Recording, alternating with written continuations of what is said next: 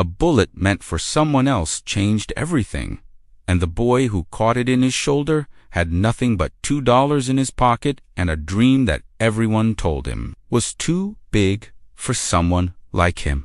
His name was Darius Coleman, and at 17 years old, he had already buried more friends than most people do in a lifetime. Watched his mother work 3 jobs just to keep the lights on, and learned that in his neighborhood, hope was a luxury that few could afford to hold on to for very long. Darius grew up in the South Side projects of Chicago, in a building where the elevator had been broken for 6 years, and the hallways smelled like despair and forgotten promises that nobody ever came back to keep. His father left when he was 4 years old, and the only memory Darius had of him was the sound of a door closing and his mother's quiet crying that she thought he could untear through the thin walls of their tiny apartment. But Darius was different from the other kids on his block, and everyone knew it, even if they did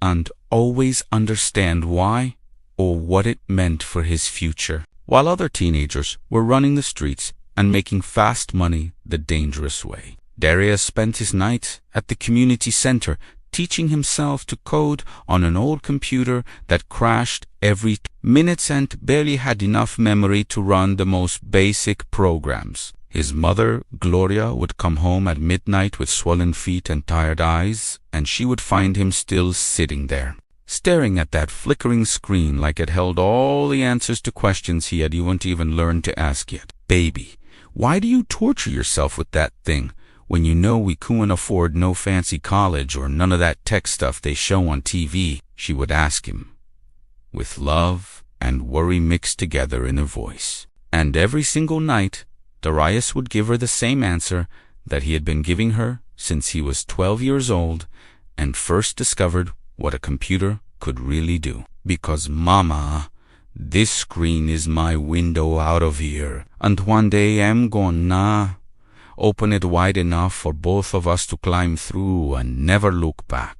The other kids in the neighborhood called him names that hurt more than he ever let anyone see, and they laughed at his dreams like they were jokes told by someone who didn't understand the punchline of poverty. They called him Professor as an insult through his books in puddles when they caught him walking home from the library, and told him that boys like them were meant to dream in colors that bright because the world would only paint over them in shades of gray. But Darius kept going anyway, kept dreaming anyway, kept believing that somewhere on the other side of all this pain, there was a life waiting for him that looked nothing like the one he was living now. What nobody knew, not even his mother, was that Darius had already built 3 apps on that broken computer, taught himself 5 programming languages by watching free tutorials on the library's slow internet connection, and had been secretly applying to tech internships all over the city for the past 2 years. And what nobody knew was that every single application had come back with the same word that felt like a door slamming in his face over and over again, until he almost forgot what an open door looked like. Rejected. Not because he wasn't talented, not because he was unsmart enough, or dedicated enough, or hungry enough to succeed in ways that scared even him sometimes. No, Darius was rejected because his address told a story before he ever got a chance to tell his own, because his zip code carried a weight that his resume couldn't lift, no matter how impressive his skills were. Companies saw Southside Chicago and they saw risk. They saw statistics. They saw everything except the brilliant young black man who had taught himself more about technology than most college graduates would ever know. But Darius never let the rejections break him. Even when they bent him so far, he thought he might snap in half and never find his way back to standing straight again. He would read each rejection email, let himself feel the pain for exactly 5 minutes, and then he would close his eyes, take a deep breath, and get back to work. Because giving up wasn't an option when his mother was sacrificing everything she had just to give him a chance. Then came the night that changed absolutely everything. The night that proved the universe has a strange way of connecting people who were never supposed to meet. Darius was walking home from the library at 9:30 on a Tuesday, his backpack full of computer science books that he had renewed so many times the librarian knew his name and always saved the good ones for him. He took his usual shortcut through Miller Park, the one his mother always told him to avoid after dark. But Darius knew these streets like he knew his own heartbeat, and he had walked this path 1,000 times before without anything happening. But tonight was different.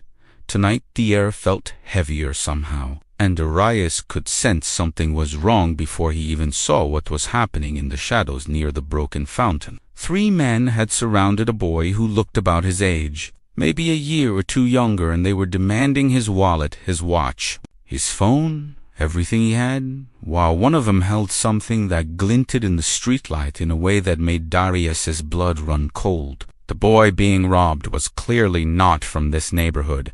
His clothes too clean, his sneakers too new, his fear too raw and uncontrolled, like someone who had never had to learn how to survive moments like this. Darius knew he should keep walking, knew the smart thing was to pretend he didn't see anything and make it home safe to his mother, who could not afford to lose him. But something in the terrified boy's eyes reminded Darius of his little cousin Jalen, who was killed 2 years ago for being in the wrong place at the wrong time. And before he could stop himself, his feet were moving toward the danger instead of away from it.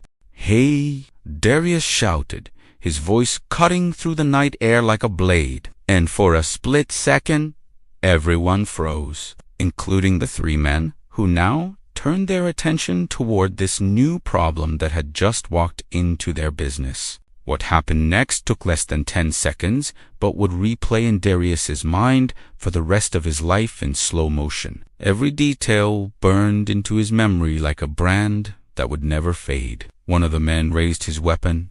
The terrified boy tried to run, and Darius did the only thing his body would let him do in that moment. He threw himself between the bullet and the stranger. The pain was unlike anything he had ever felt before. A burning, tearing sensation in his left shoulder that dropped him to the ground while the 3 men scattered into the darkness like roaches when the lights come on. The boy he had saved was kneeling over him, tears streaming down his face, hands shaken as he pressed his expensive jacket against Darius's wound and screamed for help into a phone that Darius could own to quite focus on anymore. "Stay with me. Please stay with me. Help is coming. Just don't close your eyes." The boy kept repeating, and Darius wanted to tell him it was okay, wanted to tell him not to worry, but the words wouldn't come out no matter how hard he tried. The last thing Darius saw before everything went black was a pair of blue eyes filled with more gratitude and guilt than one person should ever have to carry. He woke up 3 days later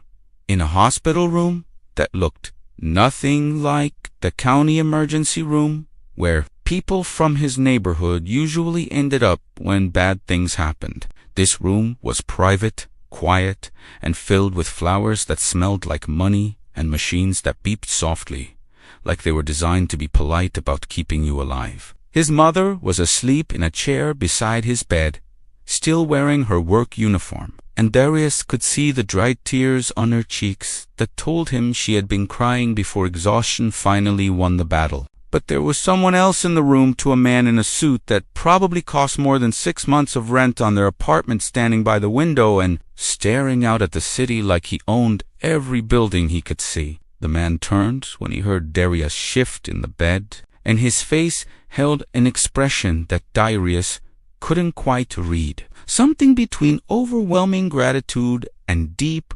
uncomfortable shame. "You're awake," the man said, and his voice was softer than Darius expected from someone who looked like he gave orders for a living and never had to hear the word no. "You saved my son's life, and I don't even know where to begin thanking you for what you did."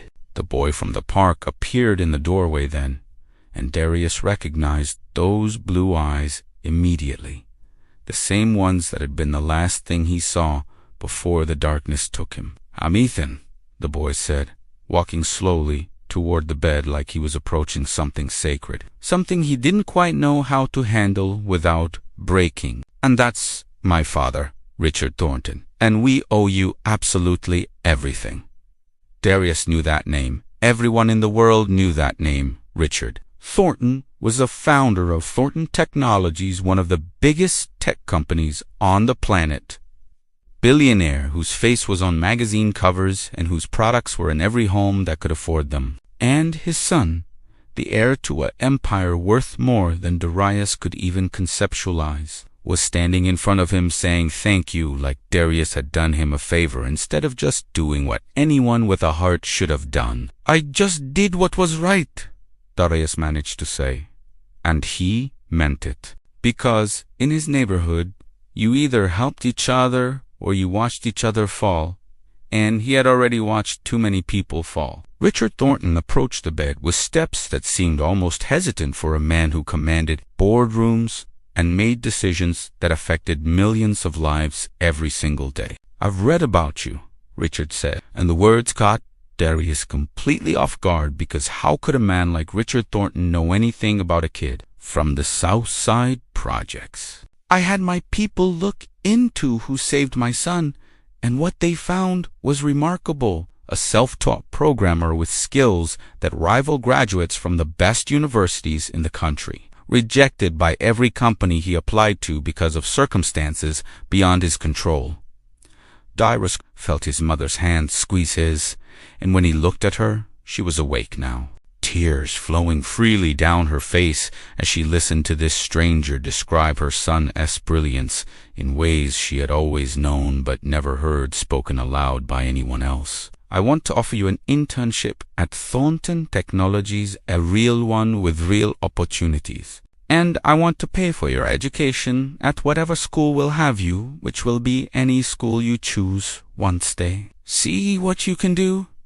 The words hung in the air like a dream that Darius was afraid to grab, because dreams had a way of disappearing when you reached for them too quickly, and he had been disappointed too many times to trust good news anymore. But then Ethan spoke, and what he said next made everything real in a way that Darius could undeny or doubt or push away. "Darius, you took a bullet for someone you didn't even know, someone whose life looks nothing like yours, and you did it without thinking twice.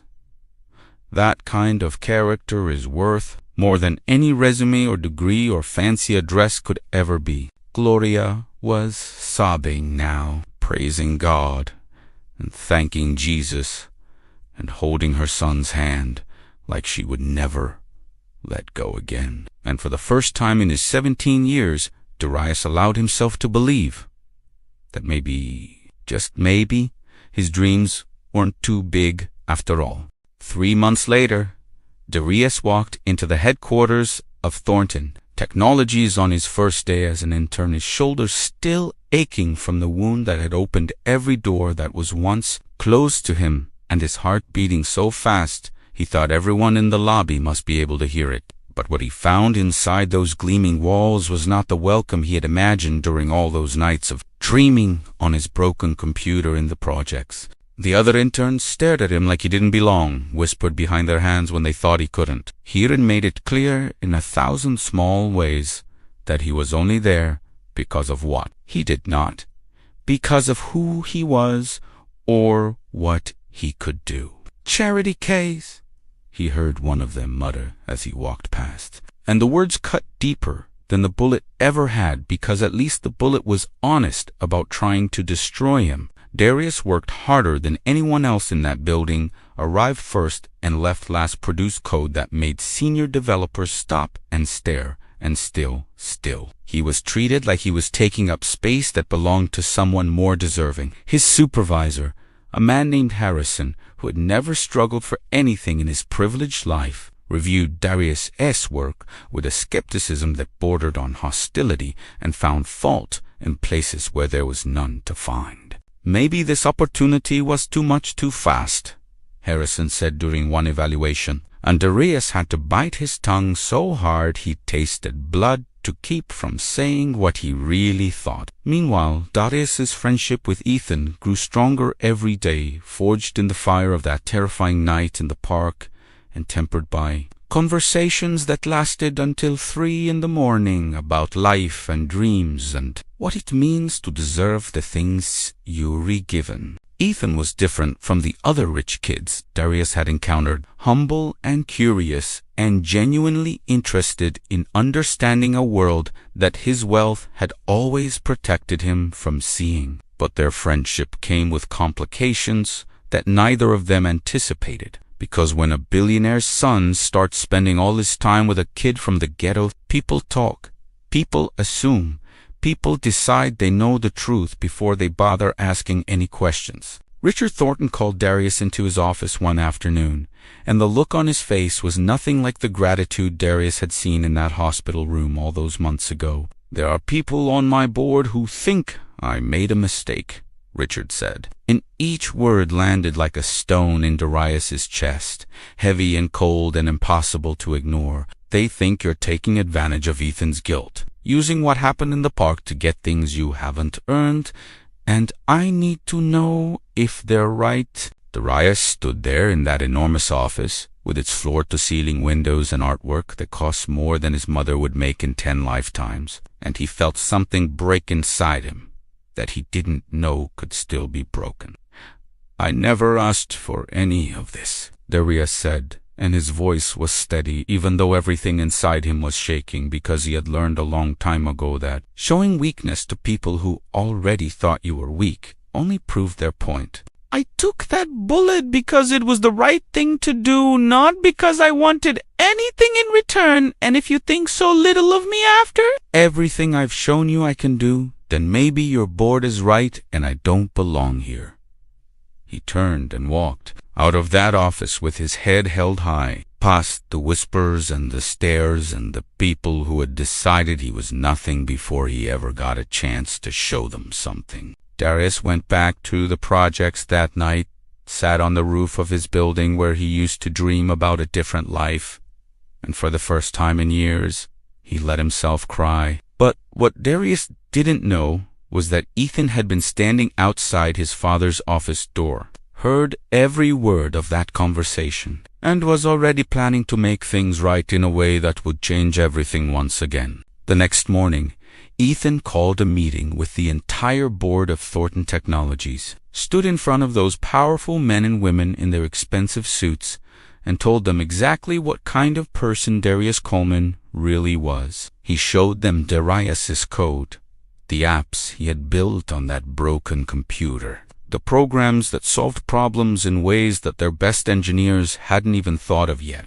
He told them about the rejection letters, the closed doors, the system that had tried to bury Darius's talent under the weight of assumptions and stereotypes, and addresses that told lies about who lived there. And then Ethan did something that made his father's jaw drop, and the board members shift uncomfortably in their seats. "I'm giving Darius half of my trust fund to start his own company because I believe in him more than I've ever believed in anything, and because the night he saved my life, he showed me what courage really looks like." Darius wasn't there for that meeting. Didn't know any of this was happening until Ethan showed up at his apartment door that evening with a check that had more zeros than Darius had ever seen in his life. "You didn't have to do this," Darius said, and his hands were shaking as he looked at the paper that represented everything he had ever wanted and everything he was afraid to accept. "Yeah, I did," Ethan replied, and there were tears in his eyes that matched the ones in Darius's own, because some people come into your life and change everything, and you're one of those people for me, and I think it's time the world found out what you can really do. 2 years later, Darius stood on a stage in front of thousands of people, accepting an award for his revolutionary educational technology company that was bringing coding and computer science to kids in underserved communities all over the country. His mother sat in the front row wearing a dress he had bought her with his first real paycheck, crying tears of joy that she had earned. Through every sacrifice, and every prayer, and every night, she worked herself to exhaustion so her son could have a chance. Ethan was there too, not as an investor or a benefactor, but as a best friend, a brother in every way that mattered.